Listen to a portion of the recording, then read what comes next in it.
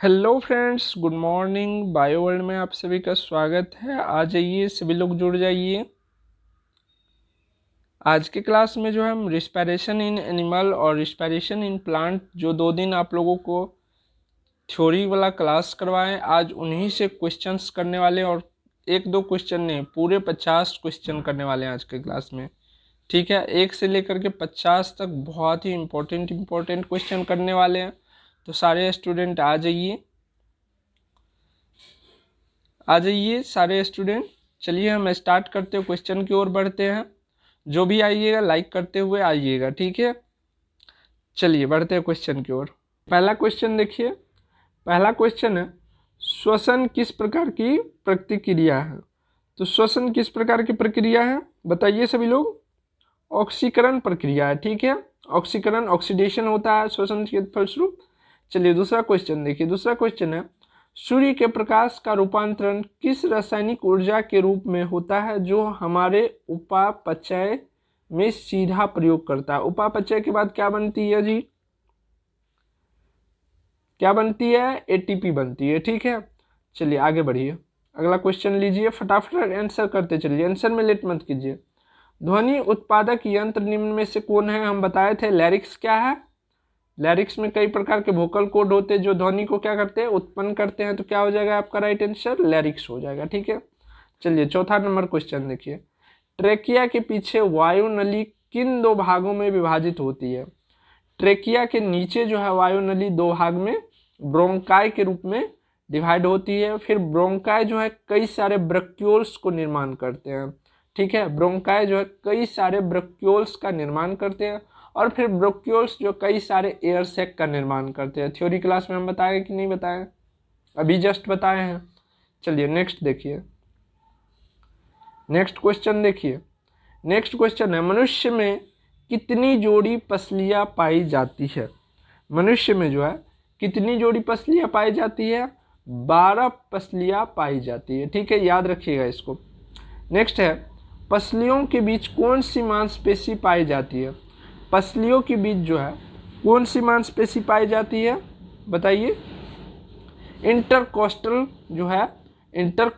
जो है मांसपेशियां पाई जाती है किसके बीच? पसलियों के बीच, ठीक है। चलिए नेक्स्ट क्वेश्चन देखिए। थ्योरी क्लास में हम सब बता चुके हैं, ठीक है। थ्योरी क्लास को सब देखिए ध्यान से। नेक्स्ट क्वेश्चन है, मनुष्य के फेफड़े का महत्तम आयतन कितना होती है? मनुष्य के फेफड़े का महत्तम आयतन आप लोगों को बताए हम कि 5.4 से लेकर के 6 लीटर, जिसको यहाँ पर ml में दिखा गया, ठीक है। अधिक से अधिक हम हवा जो है फेफड़ा में कितना एडजस्ट हो सकता है वही पूछा गया है। महत्तम आयतन, ठीक है, उसी को बोलते हैं महत्तम आयतन। तो यहाँ पर कितना हो जाएगा? 5.5 से 6 लीटर के लगभग, जिसको यहाँ पर ml के रूप में दिखाया गया है, ठीक है। चलिए नेक्स्ट क्वेश्चन देखिए। नेक्स्ट क्वेश्चन है, बिना किसी अतिरिक्त प्रयास के मनुष्य कितनी हवा सांस में लेता छोड़ता है? बिना किसी अतिरिक्त प्रयास के, तो क्या हम बताए थे? बिना किसी अतिरिक्त प्रयास यानी कि नॉर्मल हो गया। नॉर्मल में 500 ml क्या करते हैं हम? लेते और छोड़ते हैं, ठीक है। नॉर्मल में हम लेते और छोड़ते हैं। अतिरिक्त प्रयास करेंगे तो कितना करेंगे? 1 से लेकर के 1.5 लीटर तक, ठीक है। 1 से लेकर के 1.5 लीटर तक हम सांस ले सकते हैं, छोड़ सकते हैं, किसमें? अतिरिक्त प्रयास करने पर, ठीक है। चलिए नेक्स्ट क्वेश्चन देखिए। हीमोग्लोबिन से जुड़कर CO2 क्या बनाता है? आप लोगों को हम बताए थे ना जस्ट पीछे कि जब ऑक्सीजन जो है हीमोग्लोबिन से जुड़ता है तो ऑक्सो हीमोग्लोबिन बनाता है, लेकिन जब कार्बन डाइऑक्साइड जुड़ता है तो क्या बनाता है? कार्बोमिनो हीमोग्लोबिन, ठीक है। राइट आंसर क्या हो जाएगा? सी हो जाएगा। कार्बोक्सी हीमोग्लोबिन मत मार दीजिएगा, गलत हो जाएगा, ठीक है। ज़्यादा ध्यान आप लोगों का कार्बोक्सी हीमोग्लोबिन पर ही गया होगा, जो कि गलत है, ठीक है। पहले देखिए, अनोक्सी श्वसन में कुल कितना एटीपी बनता है? अनोक्सी श्वसन मतलब एनारोबिक रिस्पिरेशन। एनारोबिक रिस्पिरेशन में आप लोगों को बताए हुए हैं कितना बनता है? केवल 2 एटीपी बनता है, ठीक है। राइट आंसर क्या हो जाएगा? ए हो जाएगा। नेक्स्ट क्वेश्चन देखिए। नेक्स्ट क्वेश्चन है आपका, जीवाणुओं में श्वसन से क्या उत्पन्न होता है? जीवाणुओं में श्वसन से क्या उत्पन्न होता है ये हम फर्स्ट क्लास में बताए हुए हैं। क्या क्या उत्पन्न होता है बता सकते हैं कोई? Alcohol, CO2, ethyl alcohol actual में होता है, यहाँ पर अल्कोहल लिखा गया है।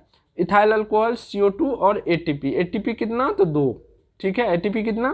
तो 2। राइट आंसर क्या हो जाएगा? बी हो जाएगा। ठीक है, चलिए अगला क्वेश्चन देखिए। जंतु में अनोक्सी श्वसन से क्या क्या उत्पन्न होता है? जंतु जब अनोक्सी श्वसन करता है, एनारोबिक रिस्पिरेशन, एक होता है एरोबिक रिस्पिरेशन, एक होता है एनारोबिक रिस्पिरेशन। तो अनोक्सी श्वसन जब करता है तो क्या क्या बनता है? जब ग्लूकोज का ऑक्सीकरण होता है तो क्या क्या बनता है? ये हम थ्योरी क्लास के फर्स्ट लेक्चर में, हाँ थ्योरी क्लास के फर्स्ट लेक्चर में बताए हुए हैं। ठीक है, तो इनका जो है आपको आंसर देना है। देख लीजिए, चारों के चारों ऑप्शन है, इनमें से कौन सही ऑप्शन है ये आपको बताना है। ठीक है, चलिए हम नेक्स्ट क्वेश्चन की ओर बढ़ते हैं। नेक्स्ट क्वेश्चन है, इनमें कौन ऑक्सीश्वसन नहीं कर सकता है? इनमें कौन ऑक्सीश्वसन नहीं कर सकता है? तो आप लोगों को बताए हुए थे, एनारोबिक रिस्पिरेशन में जीवाणु और आरबीसी जो है उनमें माइटोकॉन्ड्रिया उपस्थित नहीं रहते, जिसके कारण वो क्या कर सकते हैं? ऑक्सीश्वसन नहीं कर सकते हैं। ठीक है, माइटोकॉन्ड्रिया रहने पर ही जो है 38 ATP का निर्माण होगा, वहाँ पर ग्लाइकोलाइसिस की प्रोसेस होगी। लेकिन जीवाणु और रेड ब्लड सेल, ठीक है, आरबीसी में नहीं होता है। तो राइट आंसर क्या हो जाएगा? ए, लाल रक्त कण जो है ऑक्सीश्वसन नहीं कर सकता है। ठीक है, चलिए नेक्स्ट क्वेश्चन देखिए। कहाँ पर गैसीय आदान प्रदान होता है? गैसीय आदान प्रदान कहाँ पर होता है? फेफड़ा में होता है। फेफड़ा में कितना, कहाँ पर? तो ब्रोंकाई में। ब्रोंकाई में कहाँ पर? तो ब्रोंकाई से आगे क्या बढ़ जाते हैं? ब्रोक्यूल्स बढ़ जाते हैं। उससे आगे बढ़िएगा तो क्या बढ़ जाते हैं? एयर सैक बढ़ जाते हैं। एयर सैक को हिंदी में क्या बोलते हैं? वायु प्रकोष्ठ बोलते हैं। ठीक है, एयर सैक के आगे में ही जो है कई सारे ब्लड्स के सेल होते हैं। ठीक है, रक्त कोशिकाएं होती है, जहाँ पर रक्त कोशिकाएं से कार्बन डाइऑक्साइड निकल करके एयर सैक में आ जाते हैं, और एयर सैक से ऑक्सीजन निकल करके कहाँ चले जाते हैं? रक्त कोशिका में चले जाते हैं। तो राइट आंसर क्या हो जाएगा आपका? वायु प्रकोष्ठ। ठीक है, इसको इंग्लिश में बोलते हैं एयर सैक। Air sac. ठीक है, चलिए नेक्स्ट क्वेश्चन देखिए। नेक्स्ट क्वेश्चन है, गर्म पानी से स्नान करने अथवा शरीर की मालिश करवाने पर ऐंठन से आराम मिलता है, क्योंकि जब आप शरीर को गर्म पानी से स्नान करते हैं या शरीर को मालिश करवाते हैं तो उस समय आपको जो है थोड़ी सी आराम मिलती है। किस वजह से मिलती है? रक्त का संचारण बढ़ जाता है, या पेशी कोशिकाओं में ऑक्सीजन की आपूर्ति बढ़ जाती है, या लैक्टिक अम्ल का CO2 तथा H2O में विखंडन हो जाता है। बताइए कौन सा ऑप्शन होगा? देखिए, रक्त संचार तो बढ़ेगा ही बढ़ेगा, क्योंकि जितने भी सेल्स हैं अगर मालिश करवाते हैं तो सेल्स में जो भी बीच में रहता है वो फिर से चिपकता है और हटता है, जिसके कारण से उनमें बीच में जो भी कुछ अटक गया हो कोई भी कण, तो वो फिर से क्लियर चलने लगता है। ठीक है, उसके बाद जो पेशी ऊतक में ऑक्सीजन की आपूर्ति बढ़ जाती है, ये भी सही है। उसके बाद लैक्टिक अम्ल का, जब भी हम काम करते हैं, तेज दौड़ते हैं, तो आपको पता होगी कि हमारी जॉइंट्स जितने भी होती हैं वहाँ पर लैक्टिक अम्ल का जमाव हो जाता है। ठीक है, तो यही रक्त संचार बढ़ने का कारण है कि जब मालिश किया जाता है तो वहाँ पर लैक्टिक अम्ल जो है वो इधर उधर छिटफुट हो जाते हैं। ठीक है, जिसके कारण जो है ब्लड सर्कुलेशन फिर से सुचारू रूप से चलने लगती है। तो ये भी सही है। तो राइट आंसर क्या हो जाएगा? डी नंबर हो जाएगा, इनमें से सभी। ठीक है, चलिए नेक्स्ट क्वेश्चन देखिए। नेक्स्ट क्वेश्चन है, बहुत देर तक व्यायाम करने अथवा भारी वजन उठाने जैसी कार्य करने पर हमारी पेशियां में क्या संचित होती है जिससे ऐंठन होती है? अभी हमने आप लोगों को बताया कि ज़्यादा दौड़ने से या ज़्यादा काम करने से कौन सी एसिड जो है हमारे बॉडी में जमा हो जाती है। ठीक है, इसका आंसर बताना आप लोगों को। अभी बहुत सारे क्वेश्चंस करने हैं, तो अभी आप लोगों का मन नहीं ना उब रहा है, अभी बहुत सारा क्वेश्चंस करना है। ठीक है, तो सभी लोग शांति बना के रखेंगे और बारी बारी से सारे क्वेश्चंस का आंसर करते चलेंगे। चलिए नेक्स्ट क्वेश्चन देखिए। किसी सामान्य वयस्क व्यक्ति की विश्राम अवस्था में औसत श्वसन दर होती है, नॉर्मल श्वसन दर कितना होती है? 9 से 12 प्रति मिनट, 9 से 12 बार श्वसन लेते हैं हम 1 मिनट में, ठीक है।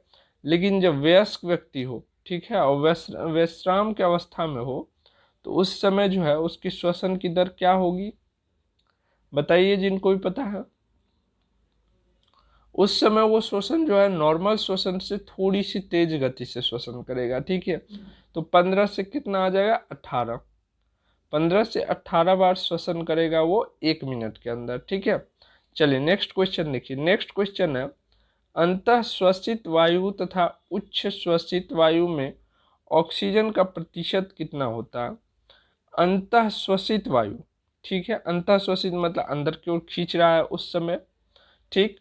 उसके बाद जो है उच्च श्वसित वायु में ऑक्सीजन का प्रतिशत कितना होता है। तो हमने आपको बताया कि जिस समय हम वायु खींचते हैं अपने नाक के द्वारा, तो वायुमंडल में जितना उपस्थित है उतना हम खींच लेते हैं, ठीक है, यानी कि 21%। जब हम छोड़ते हैं, ठीक है, जब हम छोड़ते हैं तो कितना परसेंट छोड़ते हैं, 16% के लगभग छोड़ते हैं, ठीक है। तो राइट आंसर क्या हो जाएगा, ए नंबर हो जाएगा। चलिए नेक्स्ट क्वेश्चन देखिए। नेक्स्ट क्वेश्चन देखिए और फटाक से आंसर बताइए, जिनको भी पता है आंसर बताते चलिए, आंसर बताने में कोई कमी नहीं कीजिए, ठीक है। चलिए नेक्स्ट क्वेश्चन लिखिए। नेक्स्ट क्वेश्चन है, पौधे में श्वसन कैसे होता है। पौधे में श्वसन कैसे होता है, किस भाग में होता है, ये भी हम बता चुके हैं, इस पर बहुत ही अच्छा से चर्चा कर चुके हैं। बताइए, पौधे में जो है स्टोमेटा में होती है। स्टोमेटा कहाँ होता है, पत्तियां में जो छिद्र होती है उसी को क्या बोला जाता है, स्टोमेटा बोला जाता है। वैसे पौधे के देखिए तीनों पार्ट से होता है, तना से भी होता है, जड़ से भी होता है, लेकिन मोस्ट सबसे अधिक जो है यही से होता है, पत्तियां से ही होती है, ठीक है। चलिए नेक्स्ट क्वेश्चन देखिए। नेक्स्ट क्वेश्चन है, पौधे में श्वसन क्रिया के अंतर्गत एटीपी के टूटने से कितनी ऊर्जा मुक्त होती है। बहुत ही इंपॉर्टेंट क्वेश्चन है, ट्रिपल स्टार से इसको नोट कीजिएगा। कुछ स्टूडेंट आजकल क्लास से गायब रहते हैं, कहाँ रहते हैं जी। बहुत सारे स्टूडेंट ऐसे जो आजकल क्लास से गायब रहते हैं, मेरी नज़र सब पे रहती है, तो क्लास आप लोग कंटिन्यू क्या कीजिए, ठीक है। पौधे में श्वसन क्रिया के अंतर्गत एटीपी के टूटने से कितनी ऊर्जा मुक्त होती है। ट्रिपल स्टार दीजिए और उसके बाद ये आंसर आप लोग बताइए, ठीक है। ये आंसर आपने बता दिया तो समझो कि आप 5 नंबर जो है स्कोर कर लिए हैं, आपका 5 नंबर एग्जाम में स्कोर हो चुका है, ठीक है। चलिए नेक्स्ट क्वेश्चन लीजिए। मनुष्य के फेफड़ा कितने भागों में बटा होता है। मनुष्य के फेफड़ा तो 2 भागों में बटा होता है, सभी लोग जानते हैं, एक राइट की तरफ और एक लेफ्ट की तरफ, ठीक है, बटा रहता है। चलिए क्या हो जाएगा, राइट आंसर ए हो जाएगा। नेक्स्ट क्वेश्चन है, श्वास नली का दीवार चपटी क्यों होती है। श्वास नली का दीवार जो है वो चपटी क्यों होती है, बताइए जल्दी से। कल ही हम बताए थे, पूरी तरह से वो गोल नहीं होता है, थोड़ी सी चपटी होती है, ठीक है। किस वजह से होती है, तो आप लोगों को बताए थे कि उपास्थि युक्त छल्ला के कारण, ठीक है। उपास्थि, अस्थि नहीं, उपास्थि युक्त छल्लाओं के कारण, छल्ला मतलब रिंग की तरह, ठीक है, छल्लाओं के कारण क्या होती है, चपटी होती है। चलिए नेक्स्ट क्वेश्चन बढ़ते हैं। नेक्स्ट क्वेश्चन कीजिए। नेक्स्ट क्वेश्चन है, तिलचट्टे में श्वसन के लिए क्या पाए जाते हैं। तिलचट्टा जो है श्वसन जो है ट्रेकिया के द्वारा करता है, ठीक है, लेकिन स्पेशल पार्ट जो होता है उसको क्या बोलते हैं, एस्पैरेकिल्स, ठीक है, एस्पैरेकिल्स। तो राइट आंसर हो जाएगा आपका बी। चलिए नेक्स्ट क्वेश्चन है, तिलचट्टा में O2 का परिवहन कैसे होता है। तिलचट्टा में जो है O2 का परिवहन कैसे होता है, बताइए। देखिए तिलचट्टा क्या है, ऑर्थोपोडा का है, ऑर्थोपोडा जगत का, ऑर्थोपोडा और मोलस्का जो है इन दोनों में जो है क्लोज सर्कुलेटरी सिस्टम नहीं होता है, केवल इन दोनों में जो है ब्लड का ओपन सर्कुलेटरी सिस्टम होता है, ठीक है। तो इसके शरीर में जो है एक पार्ट से वायु या ऑक्सीजन आएगा, दूसरे पार्ट से निकल जाएगा, ठीक है। इसमें जो है जैसे अपना लोग का ब्लड होता है, घूम घूम के पहले हार्ट के पास आएगा, फिर फिल्टर होगा, फिर जाएगा, फिर घूम के आएगा, इतना ही प्रोसेस होते रहता है, क्योंकि क्लोज सर्कुलेटरी सिस्टम है। लेकिन उसमें ओपन है, आया गया, ठीक है, जितना यूज हुआ हुआ, गया गया, ऐसा होता है। तो तिरचट्टा में जो है O2 का परिवहन किसके द्वारा होता है, अभी हमने बताया किसके द्वारा, ट्रेकिया के द्वारा। ठीक है, तो राइट आंसर क्या हो गया आपका, ए हो गया। चलिए नेक्स्ट क्वेश्चन देखिए, ये थोड़ा सा क्वेश्चन है कथन वाला, ध्यान देकर पढ़िएगा। चलिए नेक्स्ट क्वेश्चन, श्वसन क्रिया सभी सजीव प्राणियों में होता है, सही बात है, सभी सजीव प्राणियों में होता है। दूसरा है, श्वसन प्रक्रिया में एंजाइम के मदद से भोजन का ऑक्सीकरण होता है तथा एटीपी के रूप में ऊर्जा प्राप्त होती है, ये भी सही बात है। श्वसन प्रक्रिया में एंजाइम की मदद से भोजन का टूटता ही है। ठीक है, तो क्या हो जाएगा राइट आंसर, 1 और 2 दोनों सही है, तो सी नंबर हो जाएगा 1 तथा 2। ठीक ना। चलिए नेक्स्ट क्वेश्चन देखिए, निम्नलिखित कथनों पर विचार कीजिए। ठीक है, यहाँ पर कथन वाला दिया हुआ है, फेफड़ा के अंदर अशुद्ध रक्त के अपेक्षा O2 का दबाव काफी अधिक रहता है, इसीलिए O2 फेफड़ा से रक्त में जाता है, सही बात है। फेफड़ा में क्या होता है, ऑक्सीजन लेवल जो हम वातावरण से लेते हैं वो 21% होता है, मतलब ज़्यादा होता है, और अशुद्ध रक्त जो फेफड़ा में आती है वहाँ पर कार्बन डाइऑक्साइड की मात्रा ज़्यादा होती है। ठीक है, वहाँ पर ऑक्सीजन लेवल कम होती है, इसीलिए फेफड़ा प्रकोष्ठक जो है, एयर सेक जिसको बोला जाता है, उससे क्या होता है, ऑक्सीजन निकल करके ब्लड सेल में चले जाते हैं। ठीक है, क्योंकि दबाव काफ़ी अधिक रहता है यहाँ एयर सेक में ऑक्सीजन का। ठीक, दूसरा नंबर पढ़ते हैं, दूसरा नंबर ऑप्शन जो है, फेफड़ा के अंदर अशुद्ध रक्त के अपेक्षा CO2 का दबाव कम होता है, इसीलिए CO2 अशुद्ध रक्त से निकल करके फेफड़ा में विसरण करते हैं, सही बात है। यहाँ पर जो ब्लड जो आती है फेफड़ा में प्यूरिफाई होने के लिए, तो यहाँ पर ऑक्सीजन लेवल ब्लड में कम रहता है और कार्बन डाइऑक्साइड का लेवल अधिक रहता है। वही अगर हम सांस में खींचे गए हवा की बात करें तो वहाँ पर क्या होता है, ऑक्सीजन लेवल अधिक रहता है और कार्बन डाइऑक्साइड के लेवल जो होता है 0.03 या 4% होता है। ठीक है, तो क्या होगा, कार्बन डाइऑक्साइड गैस का एक नेचर है कि जहाँ पर जो है लो प्रेशर होगा उधर की ओर ये मूव करेगा, तो क्या करता है, ये एयर सैक की ओर मूव करता है, जिसके कारण से कार्बन डाइऑक्साइड ब्लड से निकल जाते हैं और ऑक्सीजन ब्लड में चले जाते हैं और इस तरह से प्यूरिफाई हो जाते हैं ब्लड। ठीक है, तो ये दोनों के दोनों सत्य है। ठीक है, तो क्या हो जाएगा, सी नंबर हो जाएगा, 1 तथा 2 दोनों सत्य है। ठीक ना। चलिए नेक्स्ट क्वेश्चन देखें, चलिए नेक्स्ट क्वेश्चन कीजिए। नेक्स्ट क्वेश्चन है, निम्नलिखित कथनों पर विचार कीजिए। अर्थोपोडा में खुला परिवहन तंत्र पाया जाता है, अभी हमने आप लोगों को बताया कि अर्थोपोडा और मोलस्का जो है उन दोनों में खुला जो है परिवहन तंत्र पाया जाता है, यानी कि ओपन सर्कुलेटरी सिस्टम पाया जाता है। एनिलीडा और इग्नेटोडर्मेटा में बंद परिवहन तंत्र पाया जाता है, ये भी सही बात है, इन दोनों में बंद पाया जाता है। क्या हो जाएगा राइट आंसर, हमने बताया ना कि मोलस्का और अर्थोपोडा सिर्फ इस दोनों में ओपन सर्कुलेटरी सिस्टम पाया जाएगा, बाकी और कोई भी ऑप्शन में आए तो बंद सर्कुलेटरी सिस्टम ही मानना है, क्लोज सर्कुलेटरी सिस्टम ही मानना है। ठीक है, तो राइट आंसर क्या हो जाएगा आपका, बी हो जाएगा। नेक्स्ट क्वेश्चन है, नेक्स्ट क्वेश्चन देखिए, किस प्रक्रिया द्वारा श्वसन के दौरान गैस रुधिर में प्रवेश करती है, यानी कि ब्लड, रुधिर मतलब ब्लड, ब्लड में प्रवेश करती है और फिर उसे छोड़ती है, किस प्रक्रिया द्वारा, शरीर में कौन सी प्रक्रिया होती है जिसके द्वारा जो है ऑक्सीजन जो है ब्लड में चले जाते हैं और कार्बन डाइऑक्साइड ब्लड से बाहर निकल जाते हैं फेफड़ा में, किस प्रक्रिया द्वारा ऐसा होता है, जल्दी से बताइए। विसरण द्वारा, बता चुके हम, विसरण प्रक्रिया द्वारा गैस का आदान प्रदान होता है।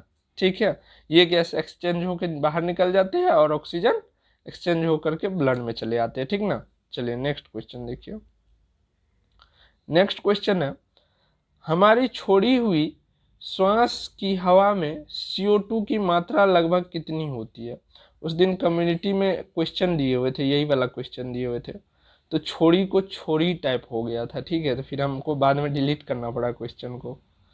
तो यहाँ पर कितना दिया जाएगा, हम कल ही डाटा बताए हुए थे ना थ्योरी क्लास में कि जब हम सांस लेते हैं और छोड़ते हैं, तो जब हम लेते हैं सांस तब 0.03 या 4% कार्बन डाइऑक्साइड की मात्रा होती है, लेकिन जब हम वही छोड़ते हैं तो 4 से 5% जो है टोटल वायु का कार्बन डाइऑक्साइड होता है। ठीक है, तो यहाँ पर क्वेश्चन भी पूछा गया, हमारी छोड़ी हुई सांस की हवा में कार्बन डाइऑक्साइड की मात्रा लगभग कितनी होती है?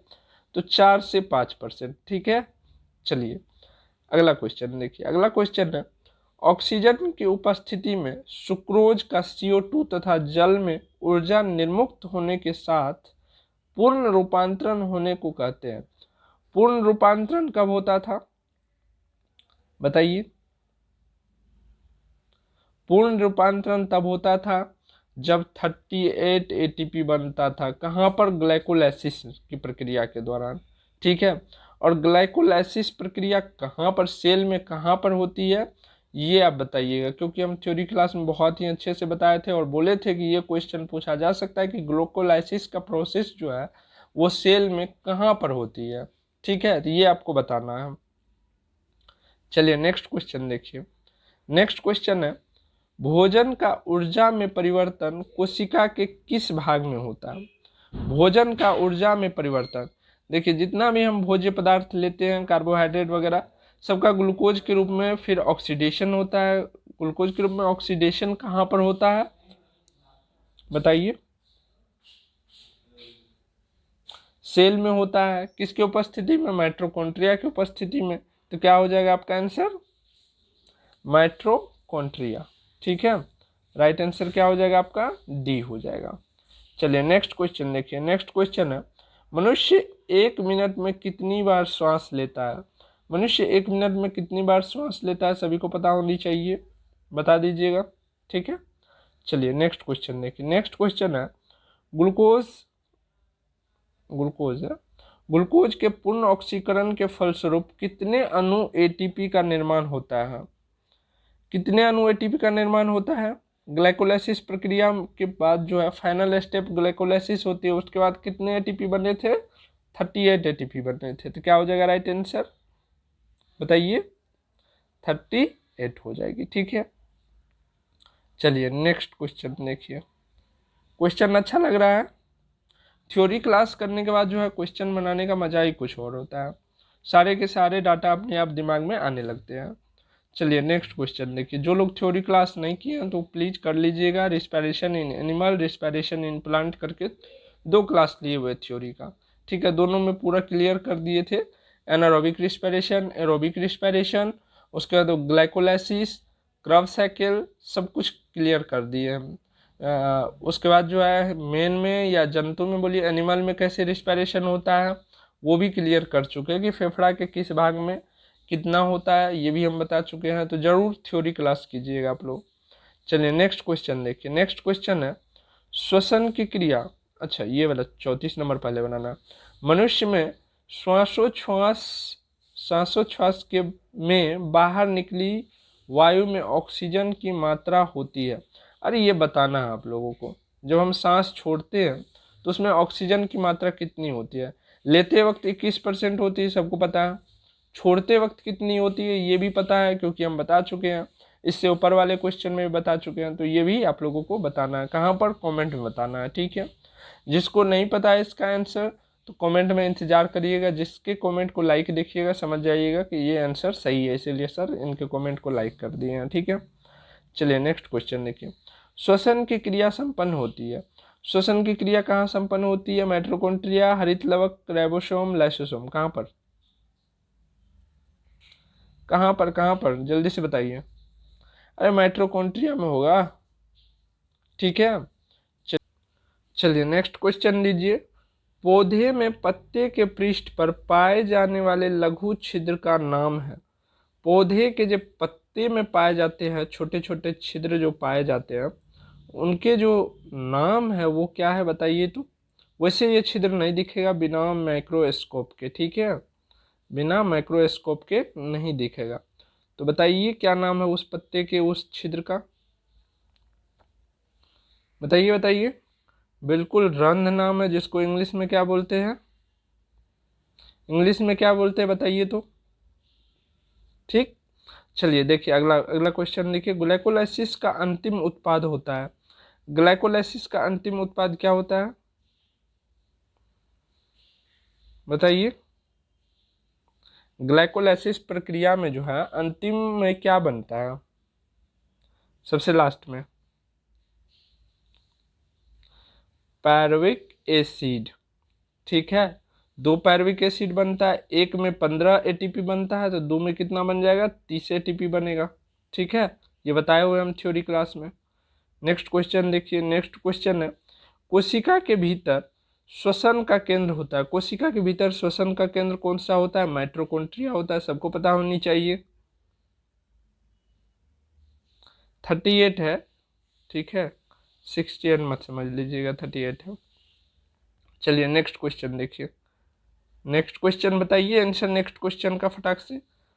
अनोक्सी श्वसन में अंतिम उत्पाद होता है, अनोक्सी श्वसन में अंतिम उत्पाद क्या होता है, इथाइल अल्कोहल, ठीक है, इथाइल अल्कोहल और 2 एटीपी एनर्जी। नेक्स्ट क्वेश्चन देखिए, ऑक्सी श्वसन का अंतिम उत्पाद होता है, ऑक्सी श्वसन का अंतिम उत्पाद क्या होता है बताइए। हम रिएक्शन सहित आप लोगों को बताए हुए थे, बताए थे कि नहीं बताए थे, 2 पायरुवेट एसिड, उसके बाद जो है कार्बन डाइऑक्साइड और जल, ठीक है। तो राइट आंसर क्या हो जाएगा, ए हो जाएगा, CO2 तथा जल। नेक्स्ट क्वेश्चन देखिए, चलिए नेक्स्ट क्वेश्चन, निम्न में से कौन सा कथन सही है, केचुए में गैस का विनिमय आर्द्र त्वचा के माध्यम से होता है, ठीक है। नेक्स्ट है, मछलियों में श्वसन क्लोम के द्वारा होता है, कीटों में श्वसन श्वास प्रणाली के माध्यम से संपन्न होता है, सभी तो सही ही है। केचुआ में गैस का विनिमय जो है आर्द्र त्वचा के माध्यम से होता है, मछलियों में श्वसन जो है क्लोम के द्वारा होता है, कीटों में श्वसन जो है श्वसन प्रणाली यानी कि ट्रेकिया के द्वारा होता है, सभी के सभी क्या है, सही है, ठीक है। नेक्स्ट क्वेश्चन देखिए, खूब दम लगाकर श्वास खींचने और फूंकने पर लगभग कितनी मात्रा में हवा खींची या छोड़ी जा सकती है। तो आप लोगों को बताए थे कि कितना भी जोर लगा करके बाबा रामदेव का करते रहिए व्यायाम, तो अधिक से अधिक आप 1 से लेकर के 1.5 लीटर जो है वो आप श्वास को खींच सकते हैं या छोड़ सकते हैं, ठीक है। तो राइट आंसर क्या हो जाएगा बताइए, आपके सामने में है 1.5 से 2 लीटर, ठीक है, 1.5 से 2 लीटर। नेक्स्ट क्वेश्चन देखिए, नेक्स्ट क्वेश्चन है, कितनी प्रतिशत CO2 का परिवहन हीमोग्लोबिन द्वारा होता है। बहुत ही अच्छा क्वेश्चन है, ठीक है, इसके डाटा को हमेशा याद रखिएगा। कितनी प्रतिशत CO2 का परिवहन हीमोग्लोबिन के द्वारा होता है, जल्दी से बताइए, जल्दी से बताइए। ये परिवहन कब हो रहा होगा, ये बताइए तो पहले, ये परिवहन कब हो रहा होगा। सेल से जो फिर कार्बन डाइऑक्साइड को लेकर के आ रहे होंगे फेफड़ा में, उस टाइम की परिवहन की बात हो रही है। उस टाइम का परिवहन कितना होता है, 10 से 20% होता है, ठीक है, 10 से 20% होते हैं। कुछ कार्बन डाइऑक्साइड का यूज भी हो जाता है, कुछ का बचा रहता है। चलिए नेक्स्ट क्वेश्चन देखिए, नेक्स्ट क्वेश्चन है, प्रश्वसित वायु, इंस्पायरेशन जिसको बोलते हैं, ठीक है, इंस्पायरेशन तथा इच्छ श्वसित वायु, एक्सपायरेशन में जलवाष्प की मात्रा क्रमशः होती है। इंस्पायरेशन और एक्सपायरेशन में जलवाष्प की मात्रा कितनी होती है बताइए, आप लोगों को पता है तो बताइए। 1.25 से 6.2% तक, ठीक है, कितना 1.25 से 6.2% तक जो है जलवाष्प की मात्रा होती है, ठीक है। चलिए नेक्स्ट क्वेश्चन देखिए, नेक्स्ट क्वेश्चन लीजिए, इंग्लिश में ही दे दिया गया है ये क्वेश्चन।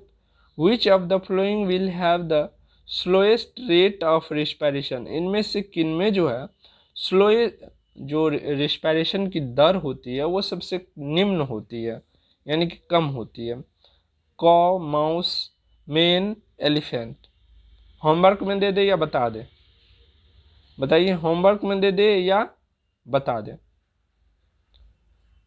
जल्दी से। एलिफेंट में होता है, ठीक है, सबसे स्लोवेस्ट जो होता है वो एलिफेंट में होता है, ठीक है। नेक्स्ट क्वेश्चन है, the rate of respiration will be the highest in, अब यहाँ पर लोवेस्ट पूछा गया था, यहाँ पर हाईएस्ट पूछा है।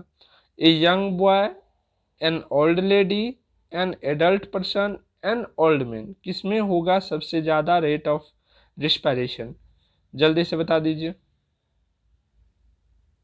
किसमें होगा, ए यंग बॉय में, ठीक है। और यहाँ पर बॉर्न बेबी रहता तो बॉर्न बेबी होता है, सबसे ज़्यादा जो है रिस्पायरेशन की दर होती है नवजात शिशु जो होते हैं उनमें होती है, ठीक है। चलिए नेक्स्ट क्वेश्चन देखिए। नेक्स्ट क्वेश्चन है 1 ग्राम हीमोग्लोबिन कितना ऑक्सीजन का वहन कर सकती है। 1 ग्राम हीमोग्लोबिन जो है ऑक्सीजन, कितना ऑक्सीजन को जोड़ करके सेल तक ले जाती है, ये आपसे पूछा गया है। बहुत ही प्यारा क्वेश्चन है, इसको ट्रिपल स्टार दीजिए और हमें भी इसका आंसर बताइए। हमें नहीं पता है, ठीक है, हम नहीं जानते हैं, आप लोग बताइएगा, हम पे उपकार कर दीजिएगा, ठीक है, पुण्य मिलेगा मेरे पे उपकार कीजिएगा तो। नेक्स्ट क्वेश्चन देखिए। हाँ जी, शादी उदी भी होगा, अच्छा अच्छा कन्या भी मिलेगा पुण्य से। चलिए नेक्स्ट क्वेश्चन देखिए। नेक्स्ट क्वेश्चन है निम्न में किस में अनोक्सी श्वसन होता है। अनोक्सी श्वसन बता दिए किस में होता है, जीवाणु में होता है और लाल रक्त कण यानी कि आरबीसी इन दोनों में जो है कौन सी श्वसन होता है, एनारोबिक रिस्पायरेशन अनोक्सी श्वसन होता है। तो राइट आंसर हो जाएगा CAB दोनों में, ठीक है। चलिए नेक्स्ट क्वेश्चन है फेफड़ा का अवशिष्ट आयतन रेसिडुअल वॉल्यूम कितना होता है। हम ये डाटा बताए हुए हैं कल के क्लास में लास्ट में, ठीक है, जहाँ पर क्वेश्चन स्टार्ट किए थे उससे थोड़ी सी देर पहले जो है हम बताए हुए थे कि रेसिडुअल वॉल्यूम कितना होता है, ठीक है, बताइएगा हमको। और रेसिडुअल वॉल्यूम क्या होता है ये भी हम बताए थे, तो ये भी बताइएगा, ठीक है। कमेंट में थोड़ा सा आपको लिखना पड़ेगा लेकिन लिख करके बताइएगा, जिसका प्यारा कमेंट होगा उसको सबसे पहले पिन करेंगे। तो फ्रेंड्स यहाँ पर 50 क्वेश्चन करके आप लोगों को कैसा लगा, रिस्पायरेशन से इस 50 क्वेश्चन को आप लोग कितना इंपॉर्टेंट मानते हैं ये आप लोगों के लाइक से पता चलेगा। तो सभी स्टूडेंट बहुत ही लाइक करें और जितने भी स्टूडेंट हैं हमारे, जितने भी प्यारे स्टूडेंट हैं, सभी लोग इस सेशन को शेयर कर दीजिए उन स्टूडेंटों तक जिनको पता नहीं कि पैरामेडिकल की क्लास अब लॉकडाउन के बाद कैसे करेंगे या क्लास बंद होने के बाद कैसे करेंगे, तो उनको पता चल जाएगी, उन तक पहुंच जाएगी, तो वो भी क्लास कर लेंगे, ठीक है। तो सभी स्टूडेंट से प्लीज़ आप लोग इस सेशन को शेयर कर दीजिए, जितना भी आप लोगों के व्हाट्सएप ग्रुप, फेसबुक ग्रुप जहाँ भी है, आप लोग लिंक कॉपी करके भी इसका शेयर कर दीजिए। हम पर भी भलाई हो जाएगा आपका और उन फ्रेंड पर भी, उन स्टूडेंट पर भी आपकी भलाई हो जाएगी जिसको नहीं मिल रही थी पढ़ाई के लिए मटेरियल, उनको पढ़ाई के लिए मटेरियल मिलेगी। और आप लोगों को आज की क्लास कैसी लगी कमेंट में बताइएगा, सारे स्टूडेंट बताइएगा। मिलते हैं कल के क्लास में, और कल के क्लास जो है आप लोगों का GK या हिंदी से होगी, ठीक है। तो गुड डे, स्वस्थ रहिए, मस्त रहिए, घर में रहिए।